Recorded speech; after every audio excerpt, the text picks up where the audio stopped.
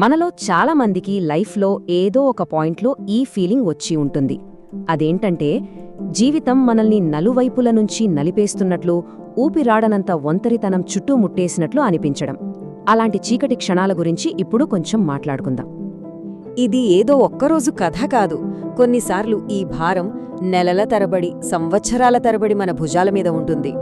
ప్రతి దిక్కు నుంచి గోడలు మన మీదకొచ్చేస్తున్నట్లు, ఊపిరి పీల్చుకోవడానికి కూడా చోటు లేనట్లు అనిపిస్తుంది. ఈ అనుభవం చాలామందికి ఎదురయ్యేదే. ఈ ఒంటరితనంలో ఒక విచిత్రమైన విషయమేంటంటే, మన చుట్టూ వందల మంది ఉండొచ్చు, కానీ మనసు విప్పి మాట్లాడుకోవడానికి ఒక్కరూ కూడా కనిపించరు. దూరాన ఏదో వెలుగు కనిపిస్తున్నట్టే ఉంటుంది, కానీ అది మనల్ని చేరలేని అగాధంలాగా అనిపిస్తుంది. చివరికి ఆ నిశ్శబ్దమే మనల్ని భయపెట్టే శత్రువులా మారిపోతుంది. ఆ తుఫాను కాస్త తగ్గాక మనల్ని మనం ప్రశ్నించుకుంటాం, అసలు ఇలా ఎందుకు జరిగింది, వాళ్ళు నాతో ఎందుకు అలా ప్రవర్తించారు అని. కానీ ఎన్ని వెతికినా సమాధానాలు దొరకవు. ఆ ప్రశ్నల స్థానంలో చివరికి మిగిలేది ఒకటే, మాయని గాయాలు. సరే, మరి గాయాలెలా అవుతాయి? కొన్నిసార్లు నొప్పికి కారణం దెబ్బ తగలడం కాదు, కంటికి కనిపించకుండా మనసును కోసే ఆయుధాలు కూడా ఉంటాయి. వాటి గురించే ఇప్పుడు చూద్దాం. నిజానికి ఒక మనిషిని మానసికంగా నాశనం చేయాలంటే కత్తులు, తుపాకులు లాంటివి ఏమీ అవసరం లేదు. మాటల ముళ్ళు, చూపుల చురకత్తులు చాలు. భావోద్వేగాలను టార్గెట్ చేసే దాడి అంతకన్నా చాలా శక్తివంతమైనది. ఇవే ఆ కనిపించని ఆయుధాలు. పదునైన మాటలు, చిన్నచూపు చూడటం, అందరి ముందు అవమానించటం, లేదా అసలు మనం ఉన్నామనే పట్టించుకోకుండా వదిలేయడం. ఇవి విడివిడిగా చూస్తే చాలా చిన్నవిగా అనిపించొచ్చు, కానీ రోజూ ఇదే రిపీట్ అయితే అవి ఒక వ్యక్తి ఆత్మగౌరవాన్ని నెమ్మదిగా విషంలా చంపేస్తాయి. ఇంతసేపు మనం చీకటి గురించి మాట్లాడుకున్నాం కదా, ఇప్పుడు కాస్త వెలుగు వైపు చూద్దాం. బాధ ఎక్కడుందో దానికి మందు కూడా అక్కడే ఉంటుంది. అదే కరుణ, మానవత్వం. ఆ స్పందన ఎలా ఉండాలో చూద్దాం. ఒకరు బాధలో ఉన్నప్పుడు మన ముందు రెండే దారులుంటాయి. ఒకటి, మన అహంకారంతో వాళ్ళ గాయాన్ని మరింత రేపడం. రెండోది, మన మానవత్వంతో స్పందించడం. మనం సహాయం చేయగలిగితే చేద్దాం, ఒకవేళ చెయ్యలేకపోతే కనీసం మౌనంగా ఉందాం. కొన్నిసార్లు మరింత హాని చేయకుండా ఉండటమే మనం చేయగల అతిపెద్ద సహాయం. ఇంతకీ ఆ సహాయమంటే ఏంటి? లక్షలు దానం చెయ్యక్కర్లేదు, పెద్ద పెద్ద పనులేమీ చెయ్యనవసరం లేదు. మనం ఇవ్వగలిగే అత్యంత విలువైన బహుమతి చాలా సింపుల్. ఒక చిన్న భరోసా, ఒక ఓదార్పు మాట. ఆ భరోసా ఏంటో తెలుసా? కేవలం ఈ ఒక్క మాట, నువ్వు ఒంటరివి కాదు. ఈ ప్రపంచంలో నన్ను అర్థం చేసుకునేవాళ్లు ఒక్కరైనా ఉన్నారనే భావన ఎవరికైనా కొండంత ధైర్యాన్నిస్తుంది. మనం ఇవ్వగలిగే సపోర్ట్లోకెల్లా ఇదే అత్యంత శక్తివంతమైనది. సో, మనం మొదట్లో అడిగిన ప్రశ్నకు తిరిగి వద్దాం. నిజమైన సంపద అంటే ఏంటి? ఇప్పటివరకు మనం చూసిన దాన్ని బట్టి సమాధానం చాలా స్పష్టంగా ఉంది. అది డబ్బు కాదు, హోదా కాదు, అది హృదయ సంపద. మరి నిజమైన సంపద అంటే ఏంటి? అది లెక్కలు వేసుకోదు, నాకేంటి లాభం అని అస్సలు అడగదు. ఏమీ ఆశించకుండా కేవలం మనసుతో స్పందించడమే, మనసుతో బ్రతకడమే అసలైన సంపద. ఇది మనందరికీ తెలిసిన చేదు నిజం. జీవితాంతం మనం కూడబెట్టిన ఆస్తులు, సంపాదించిన డబ్బు ఏదీ మనతో చివరికి రాదు. ఇది గుర్తుంచుకుంటే చాలు, మన జీవితంలో దేనికి నిజంగా విలువ ఇవ్వాలో స్పష్టమవుతుంది. మనం ముగింపుకు వచ్చేస్తున్నాం. ఇక్కడ ఒక ముఖ్యమైన విషయం గుర్తుపెట్టుకోవాలి.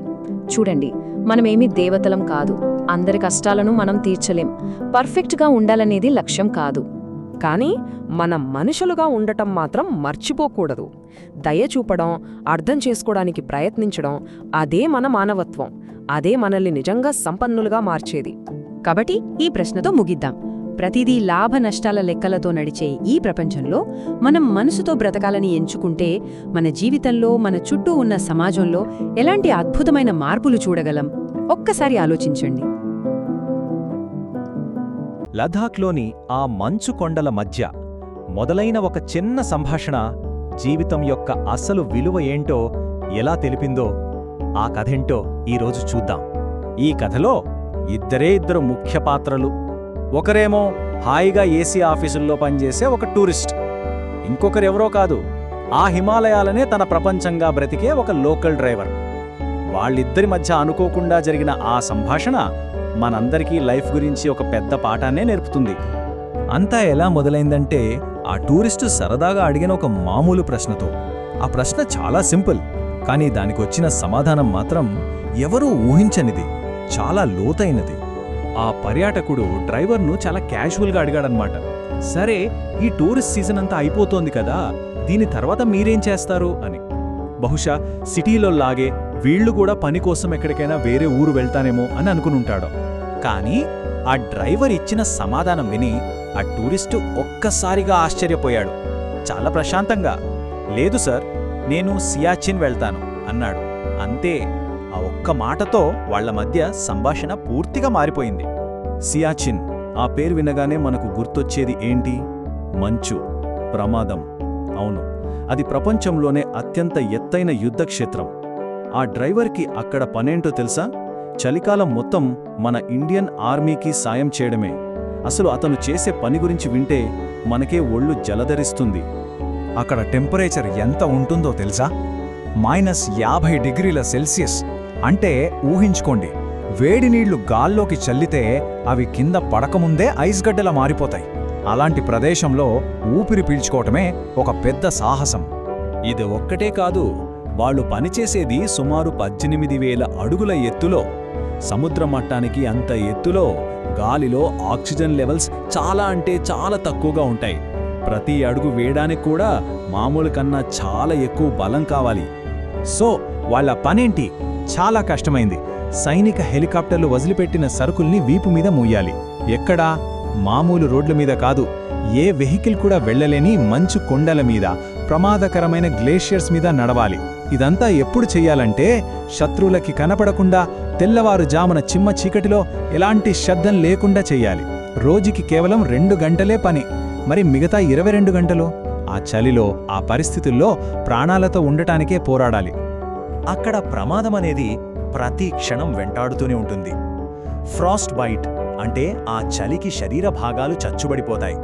అడుగు కాస్త పక్కన పడితే చాలు లోతైన మంచు పగుళ్లలో పడిపోవడమే. వీటికి తోడు ఎప్పుడు ఎటువైపు నుంచి శత్రువుల తూటాలు వస్తాయో తెలియని భయం. ఆ డ్రైవర్ చెప్పాడు, తనతో వెళ్లిన చాలామంది ఫ్రెండ్స్ అలా తిరిగి రాలేదని. ఆ డ్రైవర్ మాటల్లో ఎలాంటి భయం లేదు, కానీ నిజం చెప్పాడు. నిజం చెప్పాలంటే సార్, అక్కడికి వెళ్తే ప్రాణాలతో వెనక్కి వస్తామనే గ్యారంటీ ఉండదు అన్నాడు. మరణం గురించి ఇంత నిశ్చలంగా మాట్లాడటం అతని ధైర్యానికి, దేశం పట్ల అతని నిబద్ధతకు నిదర్శనం. ఇంత రిస్క్ తీసుకుంటున్నారు అంటే జీతం చాలా ఎక్కువే ఇస్తారేమో అని ఆ టూరిస్ట్ అనుకున్నాడు. నిజమే కదా, ప్రాణాల్నే పణంగా పెట్టి చేసే పనికి జీతం బాగానే ఉండాలి. అందుకే, అయితే మీకు జీతం బాగానే వస్తుందనుకుంటా అని అడిగాడు. కానీ ఆ డ్రైవర్ను ముందుకు నడిపించేది డబ్బే కాదు, అతని వెనక ఉన్న ప్రేరణ చాలా గొప్పది. అదేంటంటే, 1 తన కుటుంబం, 2 మన దేశం. అతని నెల జీతం ఎంతో తెలుసా? వింటే మీరు కూడా షాక్ అవుతారు. కేవలం 18,000 రూపాయలు. అవును, మీరు విన్నది నిజమే. అంత తక్కువ డబ్బు కోసం ప్రాణాలను రిస్క్లో పెట్టడమా? నమ్మశక్యంగా లేదు కదా. ఆ 18,000 రూపాయల సంపాదనతోనే అతను తన వృద్ధాప్యంలో ఉన్న తల్లిదండ్రులను, భార్యను, 2 ఆడపిల్లలను పోషిస్తున్నాడు. ఆ కుటుంబం మొత్తం ఆ ఒక్క మనిషి మీదే ఆధారపడి బతుకుతోంది. డబ్బు గురించి పక్కన పెడితే అతను చివరిగా చెప్పిన మాటలు వింటే నిజంగా గూస్ బంప్స్ వస్తాయి. డబ్బు కన్నా ముఖ్యమేంటంటే సార్, మన దేశం కోసం, మన సైనికుల కోసం ఏదో చేశామన్న సంతృప్తి. ఆ తృప్తి చాలు సార్ అన్నాడు. ఆ మాటలోని దేశభక్తి, ఆ నిస్వార్థ సేవ, దానికి వెలకట్టగలమా? ఆ ఒక్క మాట చాలు. ఆ మాట విన్న తర్వాత ఆ టూరిస్టు ప్రపంచం మొత్తం తలకిందులైపోయింది. తన ఉద్యోగం, తన లక్షల జీతం, తన లైఫ్ అన్నిటి మీద అతనుకున్న అభిప్రాయం ఒక్క క్షణంలో మారిపోయింది. ఇప్పుడు ఈ టేబుల్ని ఒక్కసారి చూడండి. ఒకవైపు ఏసీ ఆఫీస్లో లక్షల జీతం తీసుకునే టూరిస్ట్, ఇంకోవైపు -50 డిగ్రీల చలిలో కేవలం 18,000 రూపాయల జీతానికి దేశ రక్షణలో పాలు పంచుకునే డ్రైవర్. ఒకరు కార్పొరేట్ టార్గెట్ల కోసం పనిచేస్తే ఇంకొకరు దేశ భద్రత కోసం పనిచేస్తున్నారు. ఈ 2 జీవితాల మధ్య ఉన్న తేడా ఎంత పెద్దదో కదా. ఆ క్షణంలో ఆ డ్రైవర్ త్యాగం ముందు తన 50 లక్షల ప్యాకేజీ ఆ పర్యాటకుడికి గడ్డిపోచలా కనిపించింది. అతని ముందు తాను ఎంత చిన్నవాడినో అర్థమైంది. ఆ గౌరవంతో అతని నోటి నుంచి మాట కూడా రాలేదు. ఈ కథ మనందరిలో ఒక ప్రశ్నను మిగులుస్తుంది. అసలు ఒక మనిషి జీవితపు నిజమైన విలువను మనం దేనితో కొలుస్తాం? వాళ్ళు సంపాదించే లక్షల జీతంతోనా, లేక వాళ్ళు దేశం కోసం, ఇతరుల కోసం చేసే నిస్వార్థ త్యాగంతోనా? దీనికి సమాధానం మన మనస్సాక్షికే వదిలేద్దాం. పిల్లలు అప్పుడప్పుడు పేచీ పెడుతూ ఉంటారు కదా, ఎందుకో చెప్పకుండానే ఏడుస్తారు. అసలు విషయమేంటో మనకు అర్థం కాదు. ఇది చాలా ఇళ్లల్లో జరిగే విషయమే. మరి ఈరోజు మనం ఒక కథ చూద్దాం. ఫిర్యాదుల వెనక దాగున్న అసలు ఫీలింగ్స్ని ఎలా బయటకు తీసుకురావాలో ఈ కథ మనకు చెప్తుంది. సరే, ఈ విషయం మనకు ఇంకా బాగా అర్థం కావాలంటే మనం చిన్ని కథలోకి వెళ్ళాలి. చిన్ని ఒక 6 ఏళ్ల బాబు, చాలా మంచి అబ్బాయి. కానీ ఒకటే ప్రాబ్లం, తన ఫీలింగ్స్ని డైరెక్ట్గా చెప్పకుండా ప్రతిదానికి కంప్లైంట్ చేసేవాడు. మరి అతని కథ మనకేం నేర్పిస్తుందో చూద్దామా? కథ ఇక్కడ్నుంచే స్టార్ట్ అవుతుంది. ఊహించుకోండి, చిన్ని క్లాస్ రూంలో ఉన్నాడు. అప్పుడు వాళ్ళ టీచర్ రాహుల్ అనే ఇంకో అబ్బాయి డ్రాయింగ్ చూసి, రాహుల్ అద్భుతంగా గీశావు అని మెచ్చుకున్నారు. అంతే, క్లాస్ అంతా చప్పట్లతో దద్దరిల్లిపోయింది. అయితే ఆ చప్పట్ల శబ్దంలో ఒక మూలను కూర్చున్న చిన్ని మాత్రం సైలెంట్ అయిపోయాడు. తన మనసులో ఒకటే ఆలోచన, నేను కూడా బొమ్మ గీశాను కదా, కాని నన్నెవ్వరూ చూడలేదే అని. ఆ బాధను ఎలా బయటపెట్టాలో పాపమతనికి తెలియలేదు. స్కూల్లో చెప్పలేని ఆ బాధ ఉంది కదా, అది ఇంటికొచ్చాక కంప్లైంట్ రూపంలో బయటకొచ్చింది. వాళ్ళమ్మ అడిగింది, ఈరోజు ఎలా గడిచింది చిన్ని అని. అంతే, నా స్కూల్ నచ్చట్లేదు, నన్నెవరూ పట్టించుకోవట్లేదు అని ఫిర్యాదులు మొదలు. చూసారా, అసలు సమస్య ఒకటి, తను చెప్తున్నది ఇంకొకటి. చిన్ని కంప్లైంట్ అయితే చేస్తున్నాడు, కానీ అసలు ప్రాబ్లమేంటి? ఆ మాటల వెనుక దాగున్న అసలైన ఫీలింగ్ ఏంటి? ఇక్కడే మన కథ ఒక ఇంట్రెస్టింగ్ టర్న్ తీసుకుంటుంది.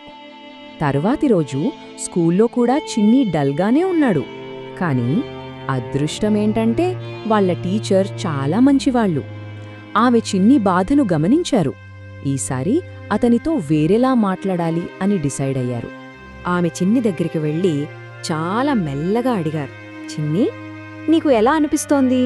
అంతే, జస్ట్ ఒక్కటే ప్రశ్న. కానీ ఆ సింపుల్ క్వశ్చన్లోనే చాలా పవర్ ఉంది. ఆ ఒక్క ప్రశ్నతో చాలు చిన్ని మనసులోని బాధంతా బయటకొచ్చేసింది. ఫస్ట్ టైం కంప్లైంట్ కాదు, తన నిజమైన ఫీలింగ్ చెప్పాడు. నాకు బాధగా ఉంది, నేను కూడా డ్రాయింగ్ వేశాను, కానీ ఎవ్వరూ చూడలేదు అంటూ చెప్పాడు. ఆ గొంతులో ఎంత బాధ ఉందో. అప్పుడు ఆ టీచర్ నవ్వుతూ అన్నారు, చూశావా చిన్ని, దీన్నే వ్యక్తపరచడం అంటారు. అంటే నీ మనసులో ఏముందో దాన్ని చెప్పడం అన్నమాట. ఆ మాటలు అతనికి ఎంత ధైర్యాన్నిచ్చాయంటే, ఆ ఒక్క క్షణం అదే టర్నింగ్ పాయింట్. తన ఫీలింగ్స్ని ఎక్స్ప్రెస్ చేయడం నేర్చుకున్నాక చిన్నిలో ఎంత మార్పు వచ్చిందో చూడండి. ఆ ఒక్క మాట అతని ఆ రోజుని మార్చేయడమే కాదు, తన కాన్ఫిడెన్స్ని కూడా పెంచేసింది. వెంటనే టీచర్ అతని డ్రాయింగ్ తీసుకుని చూశారు. చూసి, వావ్ చిన్ని, ఇది కూడా చాలా బాగుంది, నువ్వు సెలెక్ట్ చేసుకున్న కలర్స్ అయితే సూపర్ అని మెచ్చుకున్నారు. ఆ మాటలు వినగానే చిన్నికి ఎంత హాయిగా అనిపించిందో. అంతే, ఆ క్షణంలో చిన్ని ఫేస్లో ఒక 1000 వోల్టుల బల్బు వెలిగింది. తనకి ఒకటి అర్థమైంది, ఓహ్, నేను మాట్లాడితే నా బాధ అందరికీ అర్థమవుతుందన్నమాట. ఆ వచ్చిన కొత్త కాన్ఫిడెన్స్తో చిన్ని ఏం చేశాడో తెలుసా? స్ట్రెయిట్గా రాహుల్ దగ్గరికి వెళ్ళాడు. వెళ్ళి, రాహుల్, నీ డ్రాయింగ్ చాలా బాగుంది అని చెప్పాడు. చూసారా, తన ఫీలింగ్స్నే ఎక్స్ప్రెస్ చేయడం నేర్చుకున్నాక ఇతరులను అప్రిషియేట్ చేయడం కూడా నేర్చుకున్నాడు. అద్భుతం కదా? ఆ రోజు సాయంత్రం ఇంటికి వెళ్ళిన చిన్ని కంప్లీట్గా మారిపోయాడు. కంప్లైంట్స్ లేవు, పేచీలు లేవు. దానికి బదులుగా వాళ్ళమ్మతో చాలా గర్వంగా చెప్పాడు, అమ్మా, ఈరోజు నేను వ్యక్తపరచడం అంటే ఏంటో నేర్చుకున్నాను అని. సో ఈ చిన్న కథ ద్వారా మనం 2 చాలా ముఖ్యమైన విషయాలు నేర్చుకోవచ్చు. ఇవి జస్ట్ అలవాట్లు మాత్రమే కాదు, పిల్లల ఫ్యూచర్ని మార్చేయగల 2 పవర్ఫుల్ ప్రిన్సిపల్స్ అన్నమాట. అవేంటి అంటే, మొదటిది మనసులో ఉన్నది ఉన్నట్టు చెప్పడం, అంటే ఎక్స్ప్రెస్ చేసుకోవడం.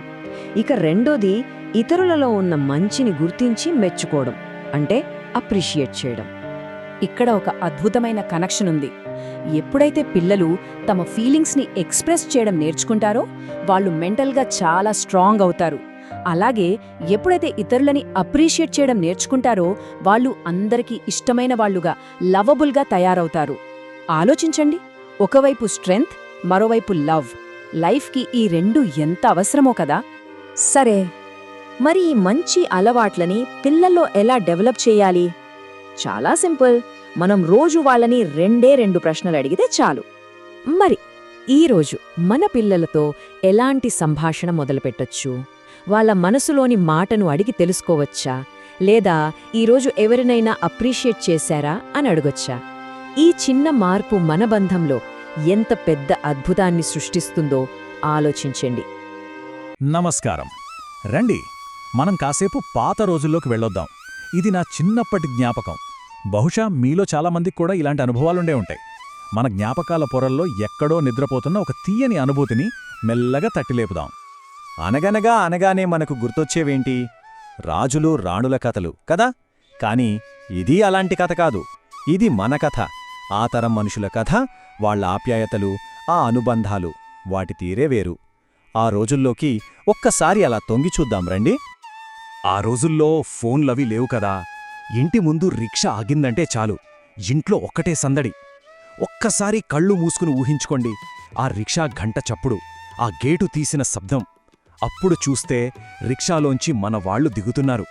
ఇక చూడాలి, రండి రండి అంటూ ఇంట్లోంచి పరుగెత్తుకెళ్ళి వాళ్ల చెయ్యి పట్టుకుని లోపలికి తీసుకురావడం. అసలు అతిథి అనే మాటకు ఎంత మంచి అర్థముందో చూడండి. తిథి అంటే తేదీ, చెప్పకుండా వచ్చేవాళ్లు. వాళ్లు కూడా ఎంత మర్యాదగా, అదేదో ఊరిలో పని పడిందండి, అలా మిమ్మల్ని ఒకసారి చూసిపోదామనొచ్చాను అనేవాళ్లు. వాళ్ల రాక మనకు చెప్పకపోయినా మనసుకు మాత్రం భలే సంతోషాన్నిచ్చేది. వాళ్ళలా ఇంట్లో అడుగు పెట్టగానే అసలైన ఆతిథ్యం మొదలవుతుంది. ముందుగా గుమ్మంలోనే కాళ్లు కడుక్కోవడానికి నీళ్లు, ఆ తర్వాత వరండాలో ఒక కుర్చీ వేసి ఇంటి యజమానే స్వయంగా తాటాకు విసనకర్ర పట్టుకుని విసరడం మొదలుపెట్టేవారు. ఆ గాలి ఎంత చల్లగా, ఎంత సేద తీర్చేదిగా ఉండేదో మాటల్లో చెప్పలేం. ఇక మొదలయ్యేవి కబుర్లు, అస్సలు ఆగకుండా. ఊర్లో వాళ్ళెలా ఉన్నారు, పంటలు పండాయా, పిల్లలేం చదువుతున్నారు, ఇలా ఒకదాని తర్వాత ఒకటి. మధ్య మధ్యలో అమ్మ లోపలి నుంచి మంచి కమ్మటి మజ్జిగ తెచ్చిచ్చేది. అది తాగుతూ గంటల తరబడి మాట్లాడుకుంటుంటే సమయమే తెలిసేది కాదు. నిజానికి ఆ మాటలే కదా మనుషుల్ని కలిపి ఉంచేవి.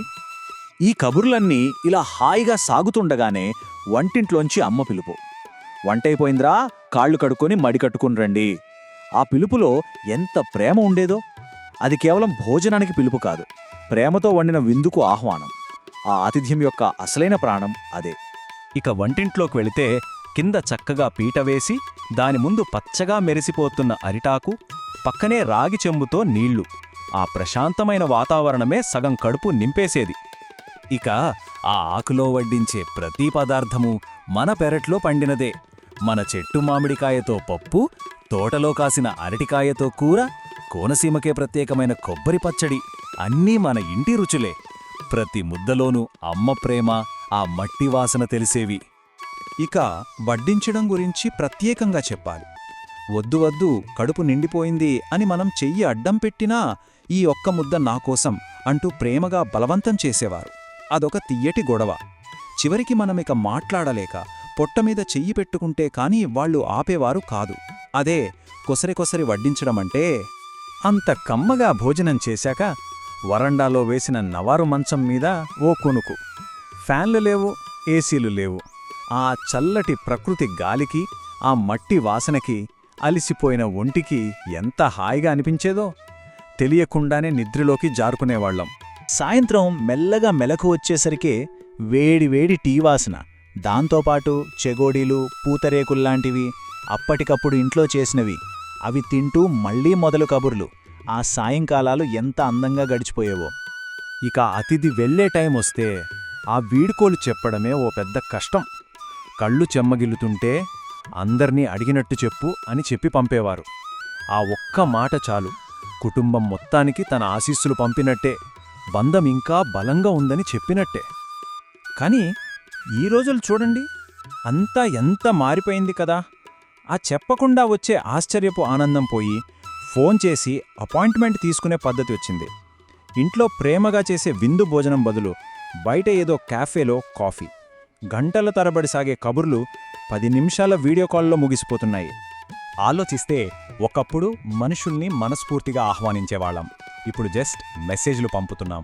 మరి ఆ పిలుపులో ఉండే ఆర్ద్రత ఏమైంది? ఆ వంటింటి కమ్మటి వాసన, ఆ అరిటాకు మీద వడ్డించిన ప్రేమ, అదంతా మనం ఎక్కడో జారవిడుచుకున్నాం. ఇప్పుడవన్నీ తీపి జ్ఞాపకాలు మాత్రమే. చివరిగా ఒక్క విషయం, అతిథి దేవోభవ అనేదేదో పాతకాలపు సంప్రదాయం కాదు. అది మనుషుల్ని కలిపి ఉంచే ఒక ప్రాణం, మనసుల మధ్య దూరాన్ని చెరిపేసే ఒక సూత్రం. ఆ ప్రేమ, ఆ ఆప్యాయత ఎక్కడికి పోలేదు, మనందరి హృదయాల్లోనే నిశ్శబ్దంగా దాగి ఉంది. మళ్ళీ ఎవరైనా మన తలుపు తడతారేమో అని ఎదురుచూస్తూ.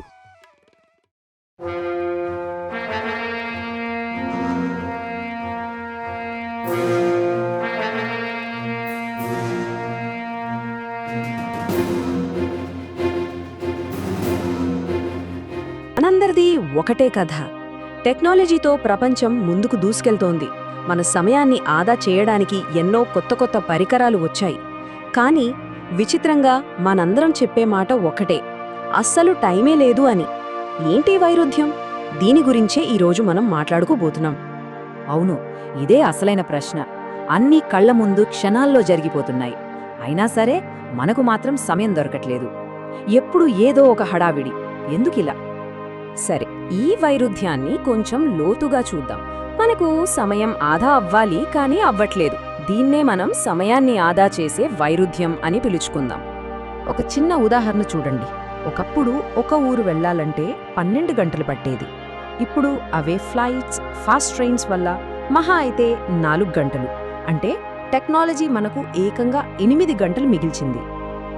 అయినా సరే ఇంత సమయం చేతిలో ఉన్నా అదే మనిషి ఏమంటున్నాడు?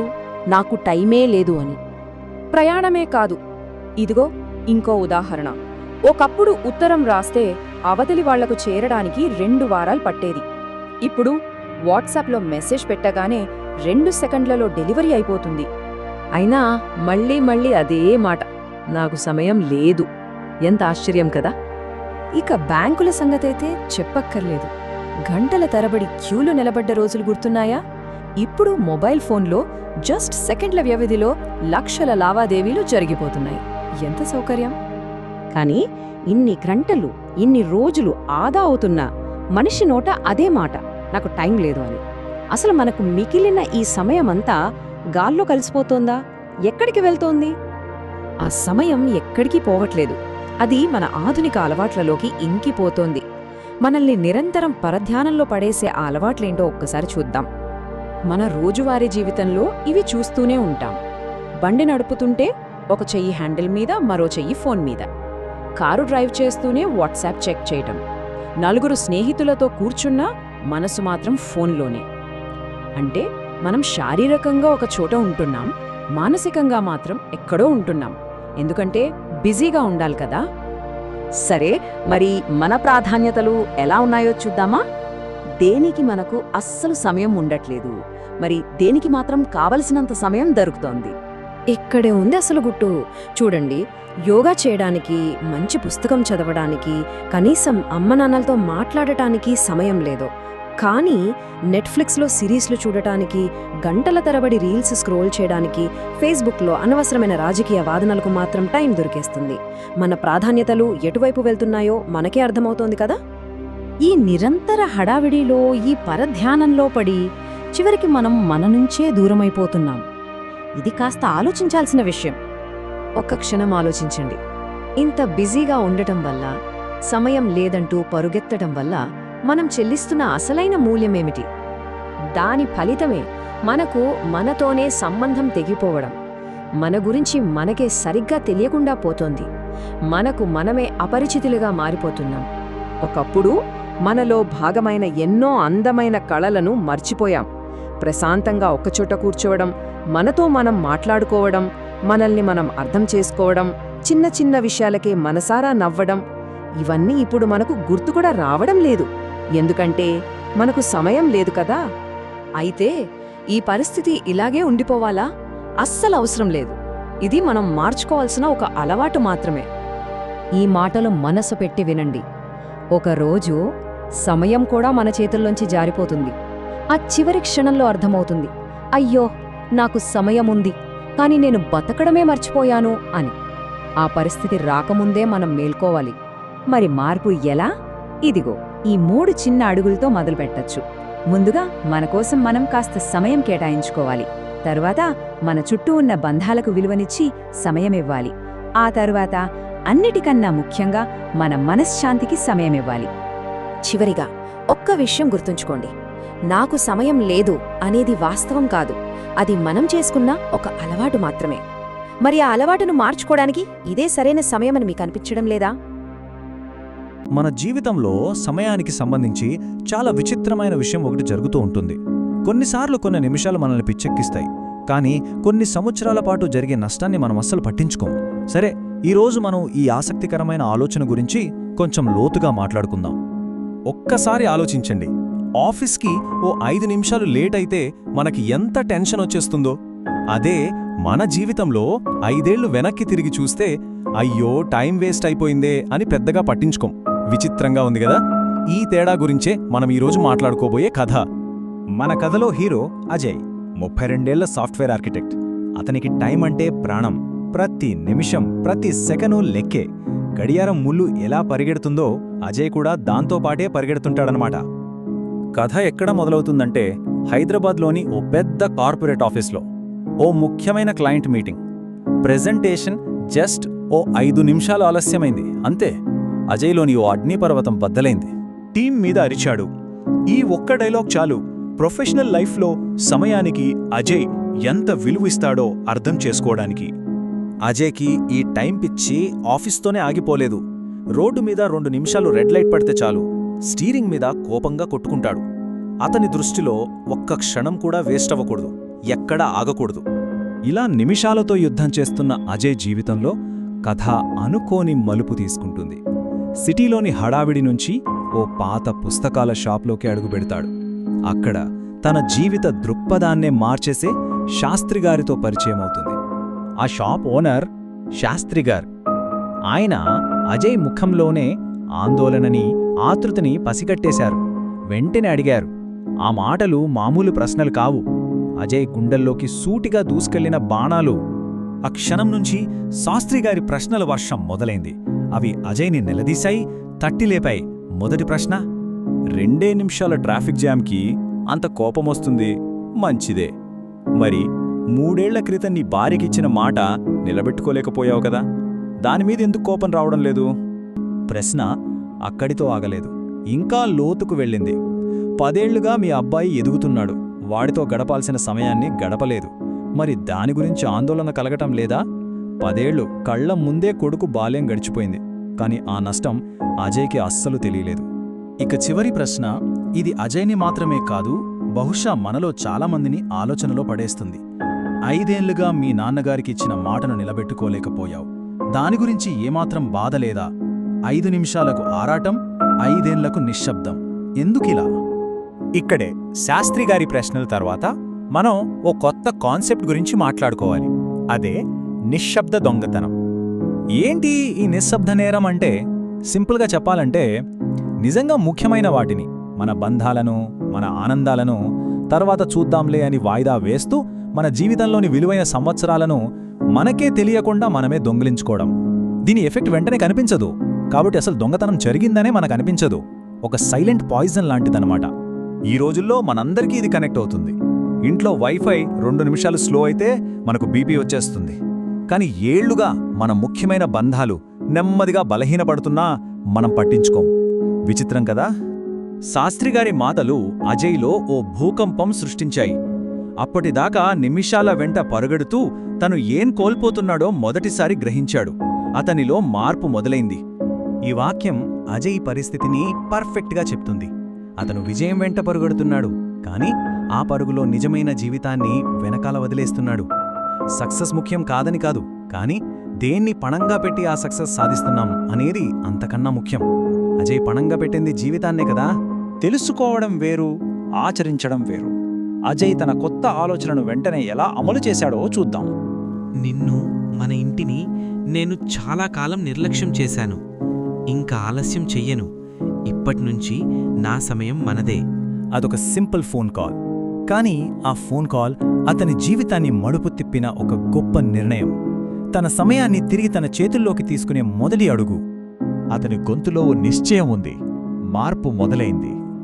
ఈ కథ మొత్తం మనల్ని ఒక ప్రశ్న అడుగుతుంది. గడియారం నిమిషాలను గంటలను లెక్క పెట్టగలదు, సరే, కాని మనం వాయిదా వేయటం వల్ల కోల్పోయిన జ్ఞాపకాలను, చేజారిన సంతోషాలను దేనితో కొలుస్తాం? ఆ నష్టాన్ని ఏ గడియారం కూడా పూరించలేదు గదా. బహుశా మనం కూడా ఓసారి ఆగి ఆలోచించాలేమో. మన గడియారాలు టైంని చూపిస్తున్నాయి, కాని మనం నిజంగా దేన్ని కోల్పోతున్నాం? ఒక్కసారి మన గతాన్ని, మన పెద్దవాళ్ల కాలాన్ని గుర్తు చేసుకుందామా? మన కళ్ళ ముందే మాయమైపోతున్న ఒక తరం గురించి, వాళ్ళు మనకు వదిలి వెళ్లిన వారసత్వం గురించి ఇప్పుడు మాట్లాడుకుందాం. ఇది కేవలం ఒక కథ కాదు, మనల్ని మనం తెలుసుకునే ఒక చిన్న ప్రయత్నం. ఆలోచిస్తుంటేనే మనసులో ఏదో తెలియని బాధ. మన కళ్ల ముందే ఒక్కొక్కరుగా మన తాతయ్యలు, నానమ్మలు, అమ్మమ్మలు, వాళ్ల తరం మొత్తం అక్షరాల మాయమైపోతుంది. వాళ్ల కథలు వినకపోతే, వాళ్ల జీవితం గురించి తెలుసుకోకపోతే, మన భవిష్యత్తుకు దారి చూపించే ఒక దీపాన్ని మనమే ఆర్పేసినట్టవుతుంది కదా. సరే, మరి ఆ ప్రపంచం ఎలా ఉండేది? అసలు స్క్రీన్లు, ఫోన్లు, ఇంటర్నెట్ ఏమీ లేని ఆ రోజుల్లో వాళ్ళ లైఫ్ స్టైల్ ఎలా ఉండేది? వాళ్ళ బంధాలెలా ఉండేవి? ఒకసారి చూద్దామా? ఇప్పుడు చూడండి, మనకు ఏ చిన్న డౌటొచ్చినా గూగుల్ ఉంది. వాళ్లకో ఇంటర్నెట్ లేదు, కానీ జ్ఞానానికి అస్సలు కొదవలేదు. లెక్కల కోసం మన దగ్గర క్యాల్కులేటర్లున్నాయి. వాళ్ల బుర్రే వాళ్ల క్యాల్కులేటర్. ఫోన్లు లేకపోయినా బంధాలు చాలా బలంగా ఉండేవి. జీపీఎస్ లేకుండానే దారులు తెలిసేవి. అంటే వాళ్ళు డివైజుల మీద కాదు, వాళ్ల మైండ్ మీద, అనుభవం మీద ఆధారపడి బతికారు. అదే అసలైన టెక్నాలజీ. మరి ఎంటర్టైన్మెంట్ సంగతేంటి? వాళ్ళకి నెట్ఫ్లిక్స్ లేదు, యూట్యూబ్ లేదు, కానీ మనకంటే గొప్పగా ఎంజాయ్ చేసేవాళ్ళు. ఎలాగంటే ఊరంతా ఒకచోట చేరి వీధి నాటకాలు చూడటం, తోలుబొమ్మలాటలతో కథలు వినడం, బుర్ర కథలు, ఇవన్నీ ఒంటరిగా ఫోన్లో చూసేవి కాదు. అందరూ కలిసి నవ్వుకునే, మాట్లాడుకునే ఒక పండగలా ఉండేవి. ఇక వాళ్ళ ఆరోగ్యం గురించి మాట్లాడితే నిజంగా ఆశ్చర్యం వేస్తుంది. ఇంత టెక్నాలజీ, ఇన్ని హాస్పిటల్స్ ఉన్న మనకంటే వాళ్ళు అంత బలంగా, అంత ఆరోగ్యంగా ఎలా ఉండగలిగారు? వాళ్ళు బావి నీళ్లు, చెరువు నీళ్లు తాగారు. మనం ఫిల్టర్ వాటర్, మినరల్ వాటర్ అంటాం. వాళ్ళు పీచు మిఠాయి తిని హ్యాపీగా ఫీల్ అయ్యారు. మనం పిజ్జాలు, బర్గర్లు తింటున్నాం. వాళ్ళు ఆరుబయట చల్లగాలికి నిద్రపోతే మనం ఏసీలు లేకుండా నిద్రపోలేం. వాళ్ళు రోజూ కష్టపడితే మనం జిమ్కి వెళ్తున్నాం. చూసారా ఎంత తేడానో? వాళ్ళ జీవన విధానం ప్రకృతికి దగ్గరగా ఉంది, మనది ప్యాకెట్లకు దగ్గరగా ఉంది. అందుకే వాళ్లకు ఈ బీపీలు, షుగర్లు, హార్ట్ అటాక్ల గురించి పెద్దగా తెలియదు. కార్పొరేట్ హాస్పిటల్స్ లేవు, అయినా బలంగా బతికారు. పొలంలో పడే కష్టమే వాళ్ల ఎక్సర్సైజ్. అందుకే అంటారు కదా, రాళ్లు తిన్నా అరిగించుకునే తరమని. ఆరోగ్యం కోసం వాళ్ళు ప్రత్యేకంగా ఏమీ చేయలేదు. వాళ్ల లైఫ్ స్టైలే వాళ్లను ఆరోగ్యంగా ఉంచింది. సింపుల్. డబ్బు, ఆస్తులు ఇవి కాదు వాళ్ళు గొప్పగా ఫీలైన సంపద. మరి ఏంటి? వాళ్ల బంధాలు, వాళ్ల మనుషులు, అదే వాళ్ల అసలైన ఐశ్వర్యం. ఇల్లు చిన్నదే కావచ్చు, కానీ మనసులు చాలా పెద్దవి. నేను, నాది అనే ఆలోచన కన్నా మనం, మనది అనే భావనే ఎక్కువగా ఉండేది. అందుకే వాళ్ళు అంత ప్రేమగా, కలిసికట్టుగా ఉండగలిగారు. ఒకసారి చూడండి, వాళ్లకు ఆప్యాయతలే ఆస్తి, మనకు అసెట్స్, ప్రాపర్టీస్. వాళ్ళు ఉమ్మడి కుటుంబాల్లో కలిసిమెలిసి బతికారు. మనం చిన్న చిన్న కుటుంబాలుగా విడిపోయాం. కులం, మతం పక్కనబెట్టి అన్నదమ్ముల్లా కలిసిపోయారు. ఇప్పుడు మన సంభాషణలన్నీ స్క్రీన్ల మీదే. పోస్ట్ కార్డులో ఉన్న ప్రేమ వాట్సాప్ మెసేజ్లో దొరుకుతుందా? అసలు మనం ఏం నేర్చుకోవాలి వాళ్ళ దగ్గర నుండి? నిజాయితీ, సంతృప్తి, త్యాగం. ఈ మాటలకు ఇప్పుడు మన జీవితాల్లో ఎంత విలువ ఉంది? ఒక్కసారి మనల్ని మనం ప్రశ్నించుకోవాల్సిన సమయం ఇది. సరే, ఇంత గొప్పగా బతికిన ఆ తరం మనకు వదిలి వెళ్లిన ఆస్తి ఏంటి? వాళ్ల జీవితం నుంచి మనం నేర్చుకోవాల్సిన అసలైన పాఠాలేంటో ఇప్పుడు చూద్దాం. చూడండి, వాళ్ల లైఫ్ని కేవలం 4 మాటల్లో చెప్పొచ్చు. 1 నిజాయితీ, మోసం చేయడం వాళ్లకు తెలీదు. 2 సంతృప్తి, ఉన్నదానితో సంతోషంగా బతికారు, ఆడంబరాలకు పోలేదు. 3 ధైర్యం, ఎన్ని కష్టాలొచ్చినా ఎదురించి నిలబడ్డారు. ఇక 4ది చాలా ముఖ్యమైనది, త్యాగం. వాళ్లు కష్టపడింది మన భవిష్యత్తు కోసమే. ఈ 4 వాళ్ల జీవితానికి పునాది రాళ్ళు. ఈ మాట ఆలోచించాల్సిన విషయం. కనుమరుగవుతున్న ఆ తరం నుంచి మనం ఏమీ నేర్చుకోకపోతే మన భవిష్యత్తుకు వెలుగేది? వాళ్ళిచ్చిన ఈ గొప్ప వారసత్వాన్ని మనం ముందుకు తీసుకెళ్తామా? లేక ఇక్కడితోనే మర్చిపోతామా? నిర్ణయం మన చేతిలోనే ఉంది.